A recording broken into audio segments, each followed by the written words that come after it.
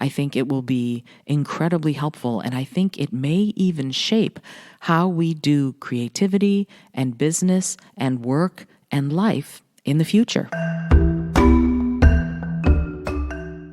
Welcome to the Creative Mindset Podcast. My name is Isolde Trachtenberg, and I'm super happy you're here. On the show, I focus on creative thinking, problem solving, and living. Most often, I'll discuss how to ignite inspiration, meet challenges, and achieve goals through creative thinking. Sometimes I'll have guests who give their perspective. Usually, it's people who are already living their best and most creative lives. Okay, let's get to it. Hello, and welcome to the Creative Mindset Podcast. My name is Isolde Trachtenberg, and I am thrilled that you are here. Today, I want to talk about something that I'm doing a lot of thinking about, and that is, first of all, how do you get done what you want to get done, particularly if you're supposed to be working with other people, right? Sometimes your work ethic, your work style melds really well with the people you're supposed to be working with, and sometimes it just doesn't. So then how do you figure out the best way to work with people when the styles don't really mesh that well? For example, what if you are super punctual and they're a little bit more free with their time?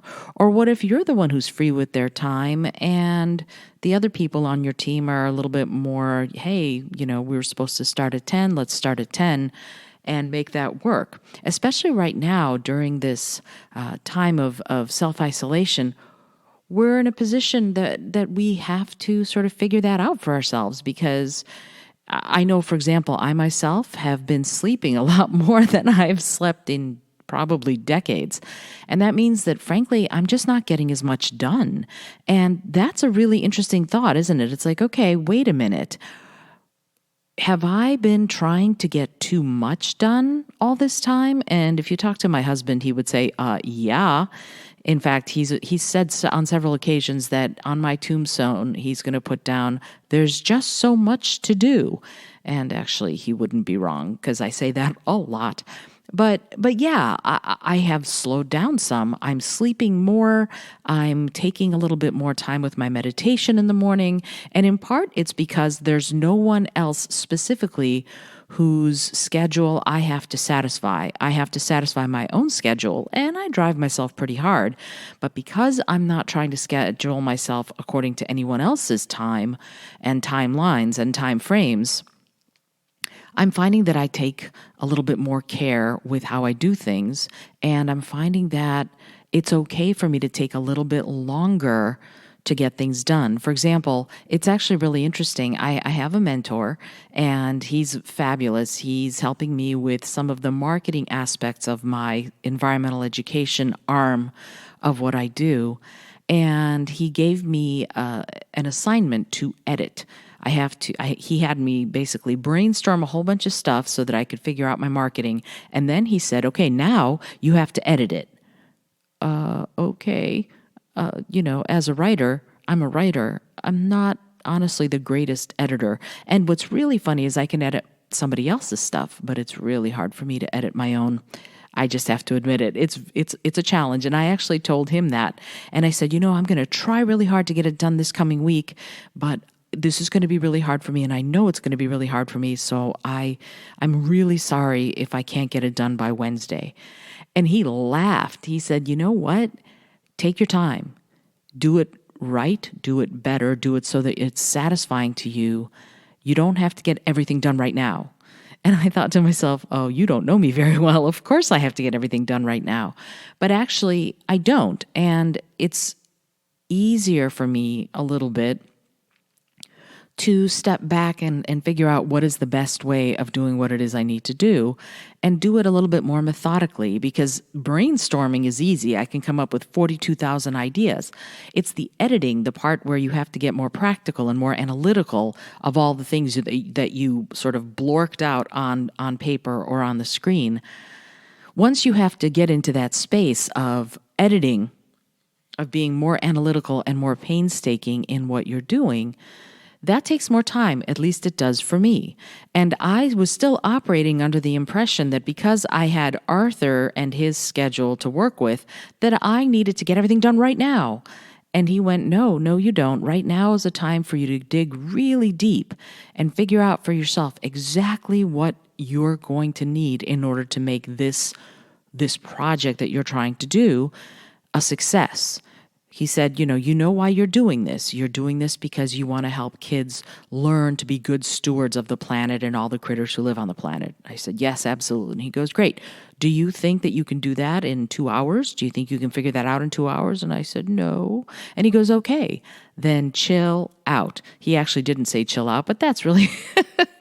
He's too elegant to do that. But he did say, hang on, take your time, make it so that you've gone really in depth and figured out for yourself exactly what you want to say, and then we can meet and we can talk.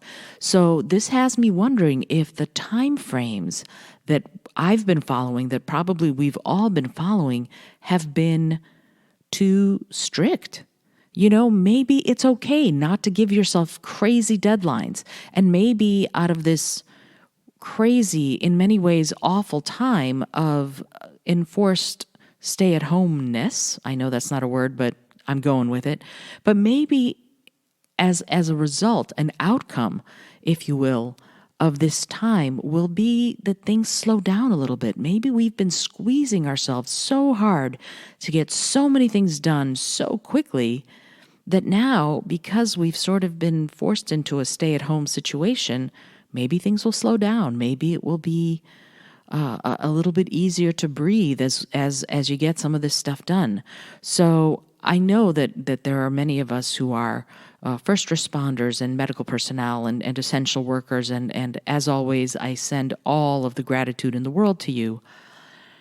And yet, I do want to say that if you have the breath, the room, the space to take a little bit more time with your tasks, whether it's writing the great American novel or doing the dishes or learning an instrument or spending time with your kids, take a breath.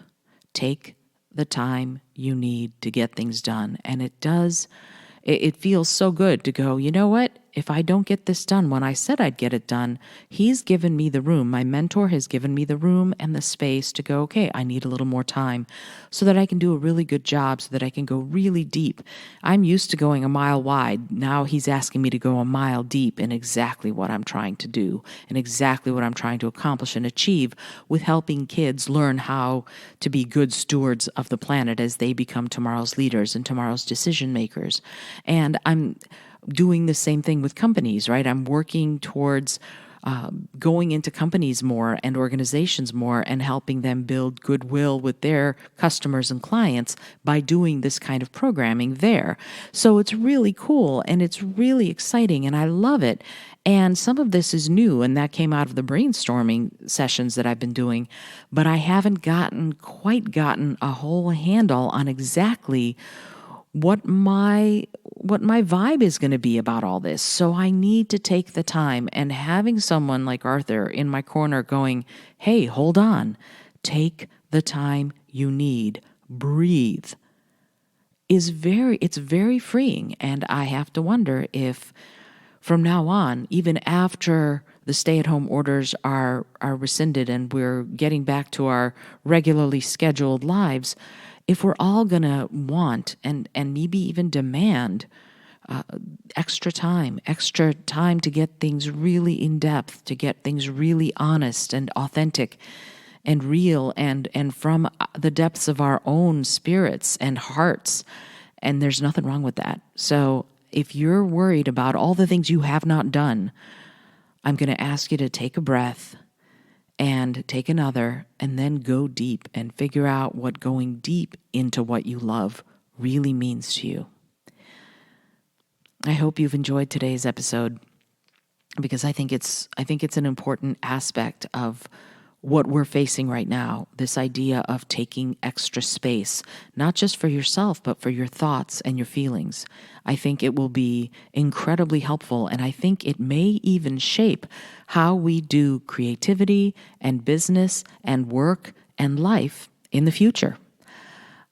If you've enjoyed today's episode, I would love to hear from you. I would love it if you'd leave a review of the podcast wherever it is you listen to it. It would mean the world to me to hear what your thoughts are.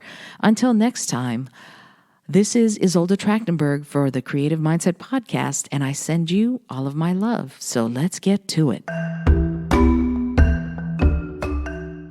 Thanks so much for joining me today. I really appreciate you being here. Please subscribe to the podcast if you're new, and please tell your friends about the community we're building here. Today's episode was produced by Isolde Trachtenberg and is copyright Isolde Trachtenberg 2019. Today's music was from Kevin MacLeod, Laser Groove, and Ave Marimba, brought to you by Creative Commons License 3.0. As always, please remember this is for educational and entertainment purposes only. Past performance does not guarantee future results, although we can always hope. Until next time, I send you all of my love.